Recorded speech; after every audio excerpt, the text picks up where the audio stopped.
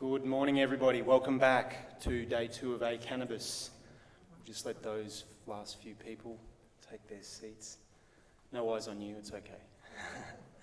Just some housekeeping for this morning, just a reminder around the app. Please use it. It's a really great tool to engage with the speakers and obviously the networking environment. You can glamify yourself and win some prizes. So go out and make sure you do visit our exhibitors and scan their QR codes to get your points and use that.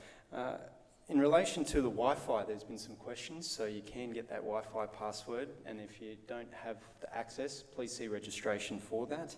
If there's any other queries, make sure you do see registration. Please turn your phones on to silent, as we're wanting to have a nice engaging environment in here this morning. I'm pleased to announce Peter to the stage for the first session. Welcome, Peter.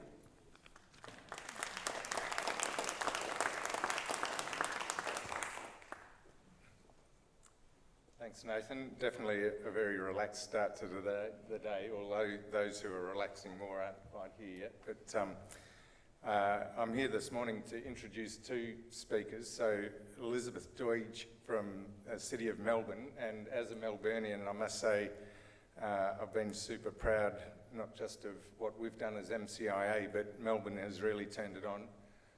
My eldest son is a meteorologist with the Bureau of Meteorology, so he's assured me we're going to have a very sunny afternoon. It's going to be a perfect afternoon, so head across and have a look at the Royal Botanical Gardens after you've finished here. But City of Melbourne have been a terrific supporter. They're one of our sponsors and were key to us having this location as our choice for the A Cannabis 2023. Centrepiece. And Melbourne, we're also proud of our sport. This is the centre of our sport precinct. The Australian Open, obviously, in January, and then rolling on to A Cannabis in March. We'll see if we can make that an international fixture for an ongoing basis as well. But anyway, I'll hand over now to Elizabeth to give a welcome. Thank you.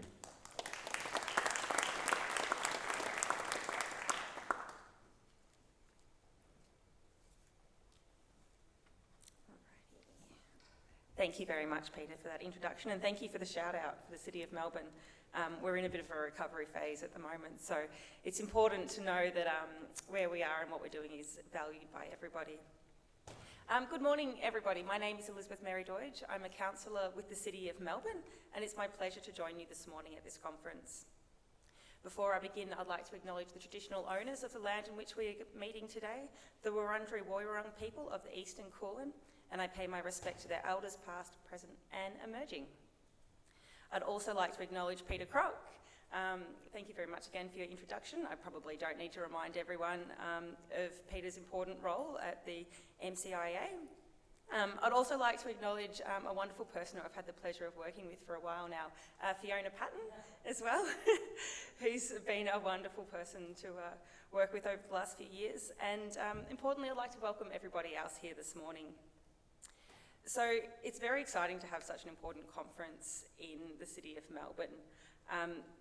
As I stated before, the recovery's been a really big part of my role and all the councillors' roles over the last few years. But our city's culture and the recovery from the pandemic means we need to be supporting important, innovative conferences like this one. So I'm really glad that the conference organisers chose Melbourne instead of Sydney this year.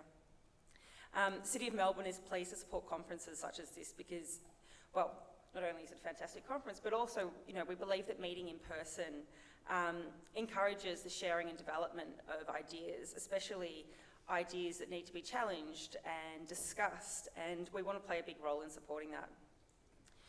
Melbourne has globally recognised strengths in biotech and medical research, and our business events sponsorship program.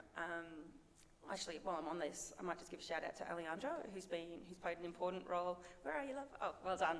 At making sure that we can support this conference as best we can. But so our event sponsorship program supports a remarkable range of gatherings, with the brightest minds focusing on everything from life sciences to AI to fintech, connecting women in science, and much, much more. But that's also why your commitment to better understanding and advancing the medical cannabis sector acknowledges the contribution that we can make to health, jobs, development and trade.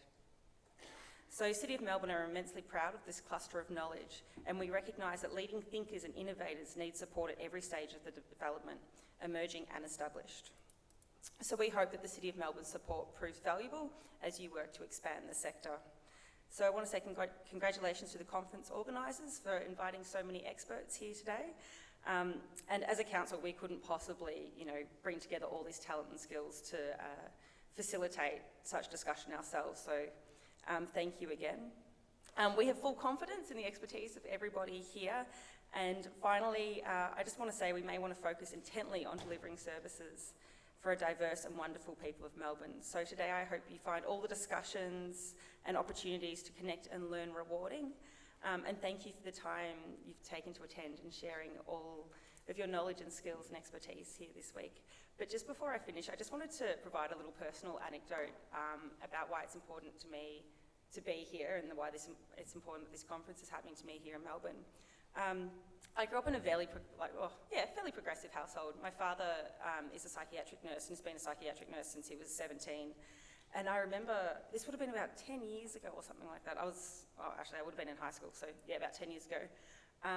He was discussing with me, some of the ideas around cannabis being used as a medicine, and I'm sure everyone can remember 10 years ago it wasn't that spoken about, especially, around the dinner table. And I think I might have been listening to Triple J's Hack or something like that, and that's where it had come to mind. And I was asking my dad about it, and I was like, why don't we use cannabis as, a medical solution? And I remember he looked at me over the dinner table and he said, well, to be honest, in his opinion, a huge part of the fact that we're so far behind is because of racism, and it's because of all these outdated views around cannabis and those cultures who used to use it more so than Anglo-Saxon cultures, and that's what's delayed us. So that was really personal to me, and I'm really glad to see how far we've come, and I'm really proud to be supporting it and doing anything I can to help advance everything we do here today. So thank you again, everybody, and please enjoy the conference.